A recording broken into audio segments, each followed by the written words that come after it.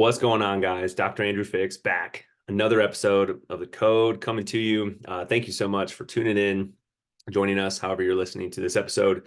Really, really appreciate it. And, speaking of appreciation, man, that's kind of what we're going to get into on this topic. Like, not necessarily what you appreciate, but something that I'm appreciating right now is I am 11 days in to being a new father. My wife and Aaron and I just had our first child, and he's 11 days old already. And it's just crazy because time is flying. And it just feels like it was yesterday. We were in the hospital, he was being born. And what we're going to talk about today is priorities, because as you can imagine, especially if you're a parent, you already know this, but if you're not a parent, as you can imagine, your priorities shift when you go through a big life transition like this. And that's something that I'm experiencing right now.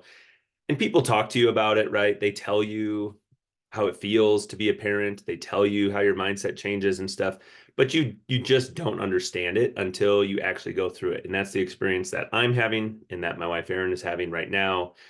And it's unlike any feeling that I've ever had before. I've played sports my whole life. I've had significant, like, traumatic emotional things happen in my family, and none of these feelings compare to what it feels like to, see your child, see your son being born, and go through this transition of becoming a parent, taking care of a tiny little infant here for the past almost 2 weeks. And let's get into it. Okay. So what we're going to talk about, let me just sort of lay this out. We're going to talk about priorities, and then we're going to parlay that a little bit into, leading by example. And how we sort of came on this topic is Aaron, Aiden, and I were out on a walk. We had him in the stroller, and we're going for a little walk. It was just beautiful here in Colorado the past several days. So it's like 65 degrees in like this transition between February and March. So we're out walking in the neighborhood, and he's just laying in the stroller. And Aaron and I are talking about how we can see and understand how easy it is to, you have a child, they become your main focus, right? They become the most important thing in your life immediately. And, their comfort and their happiness is more important than yours, right? Like something we've both been experiencing is, we're holding him, and though he only weighs like 5 pounds, after holding him for a while, your arm starts to get tired, your shoulder starts to get sore, your neck maybe starts to get sore. Maybe you're holding him or sitting in a awkward position, and after a while, something starts to hurt, but you just don't want to disturb this like sleeping angel that's in your hands. So you just deal with it. You deal with the discomfort, you deal with the pain, because it's not quite enough to force you to change what you're doing, because that's going to affect what's happening to him or her if you're having a girl, right?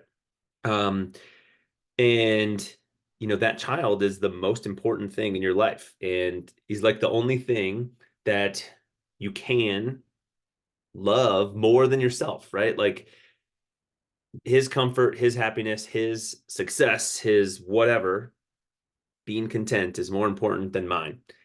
And we're out on this walk, and we're talking about how we can see how easy it is to start to put all your focus on your kids, your work, getting rest because we're not getting enough sleep at night, getting rest, and just eating to stay alive, right? And just get into this cycle, get into this habit of not paying attention to what you're doing to fill your own cup, right? And to take care of yourself from a health, fitness, um, mindset, mental health type of standpoint. Because, after going through the birthing process, Erin really has not exercised or anything in the past 11 days. And you might be saying, well, that's fine. She shouldn't. She just had a baby. However, what you need to know is that is so atypical from her normal routine. She typically exercises more days of the week than she does not. She's been doing that for years. And it is such a big part of her routine from a physical and a mental and emotional standpoint that it is very different for her, even though she just had this birth process, to not be going to the gym, to not be physically doing the things that she's used to doing because she's trying to let her body recover from a core, abdominal, pelvic floor standpoint, especially. I have been trying to slowly get back into a fitness routine because I took about a week off, right? We were in the hospital for a few days. We transitioned home. I did like a very simple workout. I think it was the first day we got home. He was just mostly sleeping. And but for the most part, I worked out once in about a week's time, where normally I would do 5 workouts in that time span. So starting to get back into it, we're talking about how easy it is, and we can see and understand how easy it is to get into this. I don't want to say rut, because I've been a dad for 11 days, like I keep telling you. But it's easy to just focus on other things and not focus on yourself. And having not had kids, it was harder for me to relate to, but now I'm starting to understand how, man, the last thing that I want to do is go to the gym. I mean, I want to go to the gym from like a mental standpoint, right? It sounds like it's something I would enjoy doing, but you're just so physically exhausted. You're sleeping 3, 4 hours a night some of these days. And, it seems like all you're trying to do is just eat, sleep, change diapers, and feed the baby. And, and that's pretty much just on repeat for the day. The problem with this is, although we can see it and we can understand how this happens and how easy it is to fall into these, like, we'll call it a habit, right? Because people make habits of exercising, of eating a certain way. Well, we also form habits the other way. We form habits of watching Netflix. We form habits of taking naps instead of going to the gym. We form habits of staying on our computer to answer that last email instead of going for a walk when it's beautiful outside, because we just got to get stuff done. And here in the United States, especially, work is it's such our main priority. It's such a focus. That's a little different from other parts of the world. Like, we have family members that live in different parts of the world, and they talk to us about this all the time, how it's so different in the United States. All you guys do is work, is basically their perception. And when you see how they live and you see how we live, really, it's their perception's not very far off at all. The problem with all this is, and where Aaron and I took this conversation, was we have to get back to our routine of exercise, of eating the way that we want to eat, that fuels our body the way we want it to feel, of trying, once we can get into a sleep routine, of trying to take care of our sleep so that we can take care of ourselves, getting back to, things like mental health appointments, or whatever it is, the things that you do to fill your own cup, to take care of yourself, so that you can take care of your kids. Because at the end of the day, who is the example? Who is the person, or multiple people, that kid is going to look up to? It's me and her. It's us. And, we're out on this walk and we're just talking about, oh my gosh, yes, the last thing I want to do when I'm exhausted is think about going to do squats or think about deadlifting. But at the end of the day, that's the stuff that we enjoy doing because it helps us take care of us, and it helps us be able to live an active life that we enjoy doing. And now, more importantly, because one thing that I think is true is, people who accomplish big time things, whatever that might be, whether that's in business, whether that's in their personal life, a lot of times they find a reason to do something that is bigger than themselves. We don't have to look any farther than that. Might just be you're doing something for your kids. You're doing something for someone else. There's a different motivation than just you, because you're trying to set the example. You're going to be the example because you're the first person that they're going to look up to. Like, your kid's first hero is you, mom and dad, and they're going to see and they're going to take after what it is that you're doing.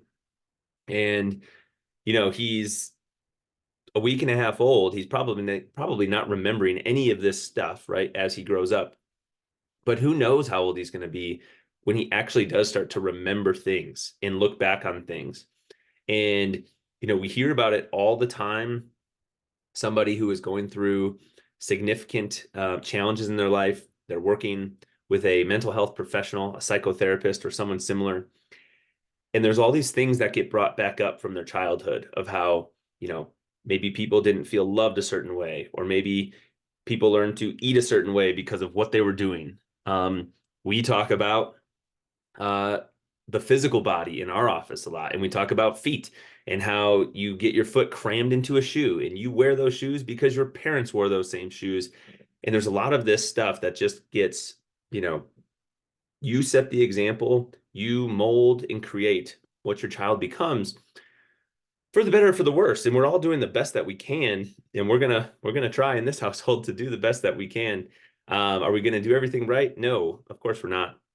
But as your circumstances in life change and your priorities shift, right? My priorities shifted from a few months ago. I was focused on taking care of myself. I was focused on trying to build a stronger relationship with my wife, on working, on whatever, just trying to live the best life that I can. And now my priority is my son and my wife. And I need to take care of myself too.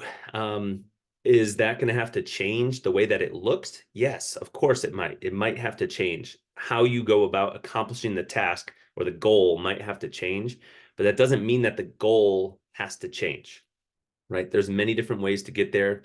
Um, we were just watching a show about football. There's many different ways that one can win a football game. You could run the ball, you could pass the ball, you could win on special teams, you could get turnovers. But at the end of the day, the goal is to win the game and to do it by playing hard, smart, with character, right? And it's the same thing for whatever example you're trying to set for your family, your friends, your children.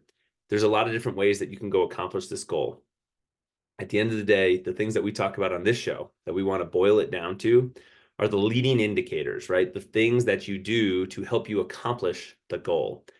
We're not looking at the outcome, right? The outcome takes care of itself when you focus on movement and exercise, nutrition, managing your stress, sleep, and the relationships in the community that you have, right? People, taking care of yourself, getting rest, managing stress, and being mindful of what you're putting in your body. And if you can just boil it down to those 5 things, man, if you can just put a little emphasis on each one of those things every day or every week, a lot of the other things in your life are going to take care of themselves. They're going to fall into place. And I just wanted to hop on here and talk about that because I've had a change in mindset over the past 2 weeks with preparing for the birth, my wife and I having the baby, and then now being home with him for just over a week. It's a different feeling, you guys, and I appreciate what all of you are trying to do in setting awesome examples for your family, your friends, your kids, and I just want to basically hop on here and be some encouragement to keep going because I know life is going to get harder for us. We have goals and interest in having another kid, and that'll only make things harder. And that's only going to make it more important that the example that we set is a positive one, that we are trying to lead by example, teaching people how to take care of themselves, how to exercise, how to eat, how to focus on your sleep, how to pay attention to how you're feeling mentally, and how to treat and interact with other people, right? Because you're who they're looking up to, you're who they're going to see, and you're who they're going to want to be like one day is most likely the scenario that's going to happen. So I appreciate you guys tuning in, listening to this episode. We'll catch you guys on another episode of The Code in the future. If this was your first one, man, I hope you come back for more. I hope you go check out some of the previous episodes that we have. There are some awesome interviews in there. And then if you've been a listener to this show before, thank you so much for coming back for another episode. And we hope to catch you on future ones as well. If you guys have not already done so, no matter which camp you fall in, it would be so appreciated if you were able to go and drop a review on this podcast. We do have a goal of getting to 200 5-star reviews so that we can get this show out to more and more eyes and ears. And those really, really help it get in front of those people. So thank you so much. Go drop a review, and we'll catch you on another episode of The Code.